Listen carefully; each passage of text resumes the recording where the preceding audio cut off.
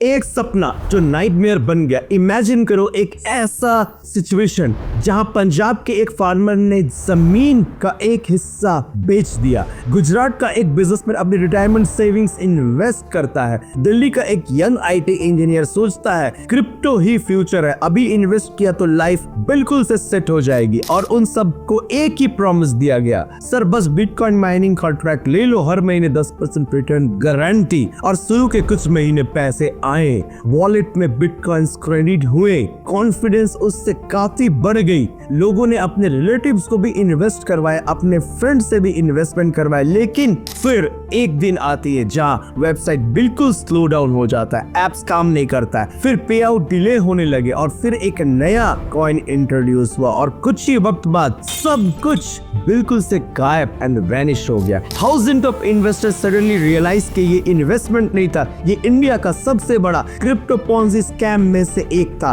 Gain bitcoin. और अब CBI ने इस केस में डार्विन लैब के को-फाउंडर आयुष वार्सले को अरेस्ट किया, जो एलिजिडली इस स्कैम का टेक्निकल बैकबोन बना रहा था। लेकिन असली कहानी सिर्फ एक अरेस्ट की नहीं थी, असली कहानी है कैसे एक डिजिटल सपना 20,000 करोड़ का नाइटमेयर में बदल गया। हेलो फ्रेंड्स, आप देख रहे हैं मनोज सिंह डिकोड्स, जहां पे रियल लाइफ के रियल सस्पेंस डिकोड किए जाते हैं। और बने रहिए इस बिटकॉइन के बहुत ही सस्पेंसफुल और नाइटमेयर डिकोड्स में।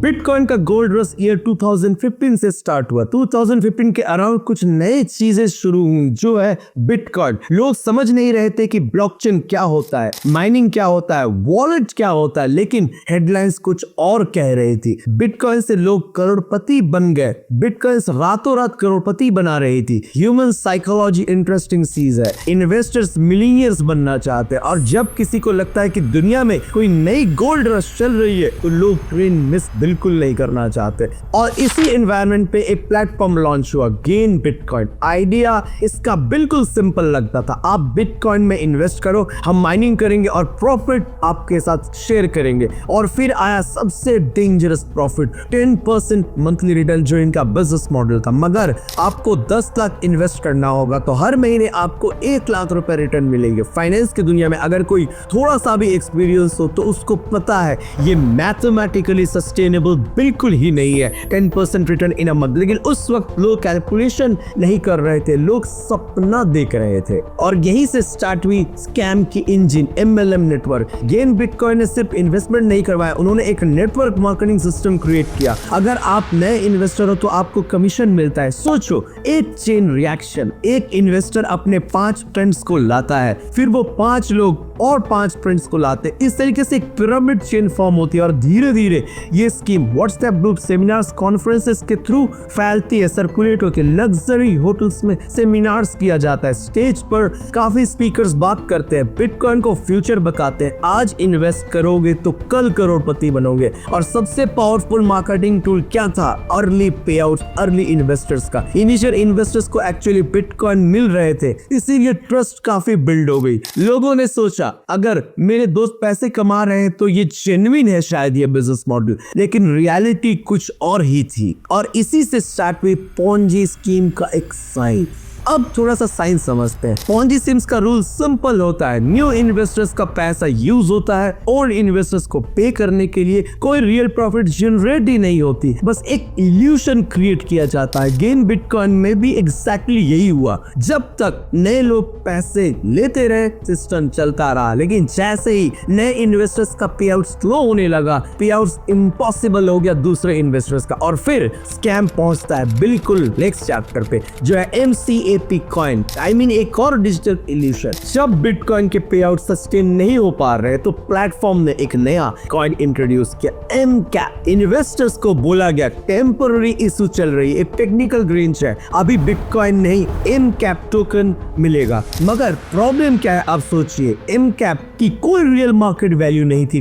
बेसिकली सिस्टम ने अपने खुद की क्रिप्टो करेंसी क्रिएट कर ली और इन्वेस्टर को उसी में पे आउट देने लगे। इन्वेस्टिगेटर्स के मुताबिक लेटर इन्वेस्टिगेशन में पता चला इनकैप टोकन और उसका ERC-20 स्मार्ट कॉन्ट्रैक्ट्स भी एलिज्ड कॉन्स्पिरेटर्स ने डेवलप किया। यानी जब रियल मनी खत्म होने लगे तो एक डिजिटल टोकन के इल्यूशन मेंटेन किए गए इन्वेस्टर्स को नॉर्मलाइज करने के लिए, और यहीं से ये स्कैम कोलैप्स हुआ। 2017 के एंड तक क्रैक्स क्लियरली दिखने लगे, पे आउट्स डिले होने लगे, कंप्लेंट्स बढ़ने लगे, इन्वेस्टर्स धीरे धीरे काफी पैनिक करने लगे। फिर एक दिन ऐसे आए जहां पे पूरी की पूरी सिस्टम कोलैप्स हो गई, वेबसाइट्स इनएक्सेसिबल हो गए, एप्स खुल नहीं रहे थे, फाउंडर्स भी अनरीचेबल हो गए, कस्टमर सपोर्ट भी टोटली ऑफ कर दिया गया। और तब लोगों को अच्छी तरीके से रियलाइज हुआ ये इन्वेस्टमेंट नहीं था, ये एक जाइंट पॉन्जी स्कीम्स थी। इन्वेस्टिगेटर्स के मुताबिक थाउजेंड्स ऑफ इन्वेस्टर्स इन्फेक्टेड हुए। एस्टिमेटेड लॉस अराउंड $70 मिलियन तक रिपोर्ट किया गया। कुछ इन एस्टिमेट्स ने इस स्कैम को 20,000 करोड़ तक का भी एक बिटकॉइन सस्पेक्ट स्कैम बताया गया। अब आइए समझते इस पूरी स्कैम की मास्टरमाइंड और इन्वेस्टिगेशन का पूरी थ्योरी। इस स्कैम से जुड़ा सबसे प्रोमिनेंट नाम था अमित भारद्वाज। उन्होंने जीबी माइनर्स और रिलेटेड वेंचर्स के थ्रू बिटकॉइन माइनिंग का नैरेटिव बिल्ड किया। 2018 में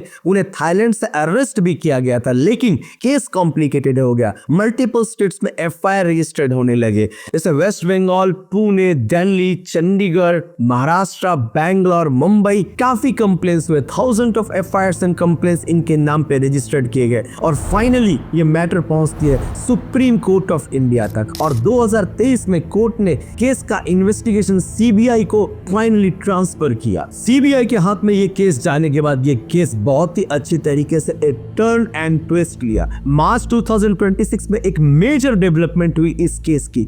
CBI ने डार्विन लैब्स के को-फाउंडर और CTO आयुष वर्सले को अरेस्ट किया। रिपोर्ट्स के मुताबिक उन्हें और उनके खिलाफ लुकआउट सर्कुलर भी इशू हो गए थे। वो मुंबई एयरपोर्ट कंट्री छोड़ने की कोशिश कर रहे थे। इमिग्रेंट्स अथॉरिटीज ने उन्हें डिटेन किया और CBI ने फाइनली उसे अरेस्ट कर लिया।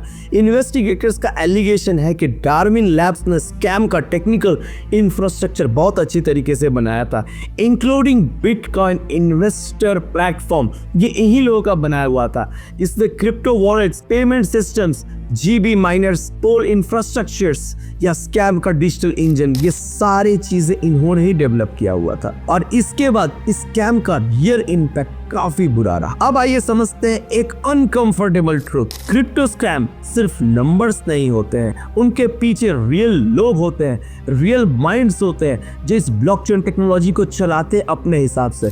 किसी ने बेटी की शादी का पैसा इन्वेस्ट किया, किसी ने रिटायरमेंट फंड इन्वेस्ट किया, किसी ने लोन लेके इन्वेस्ट किया, किसी ने अपनी प्रॉपर्टी बेच के इन्वेस्ट किया। और जब स्कैम कोलैप्स होता है तो सिर्फ पैसा नहीं जाता है, रिलेशनशिप भी टूट जाती है। रिलेशनशिप्स में दरारें आ जाती है, क्योंकि बहुत लोग ने अपने फ्रेंड्स और रिलेटिव्स को कन्विंस किया था और कन्विंस करके इन्वेस्ट करवाया था। ट्रस्ट जहां कोलैप्स हो गया बिल्कुल। अब आइए समझते हैं ये स्कैम्स क्यों होते हैं। स्कैम्स बेसिकली इवॉल्व होते हैं अर्लियर पेपर वर्क्स और ऑफिस वर्क से, और अब चाहिए एक वेबसाइट्स लोग बना लेते हैं। कुछ पेपर वर्क्स करने के बाद कुछ क्लाइंट्स को उन्हें कन्विंस कर लेते हैं और क्रिप्टो टोकन फॉर्म कर लेते हैं, और फॉर्म करने के बाद ये सोशल मीडिया में सर्कुलेट करने लगते हैं कि आप रातों रात करोड़पति बन जाओगे, और थोड़ा साइकोलॉजिकल मैनिपुलेशन, मार्केट समझाने लगते हैं। और जब टेक्नोलॉजी कॉम्प्लेक्स हो जाती है तो लोग बाद में क्वेश्चन करना भूल जाते हैं, इन्वेस्टर्स चुपचाप हो जाते हैं। गेन बिटकॉइन की स्टोरी सिर्फ एक क्रिप्टो स्कैम की स्टोरी नहीं थी,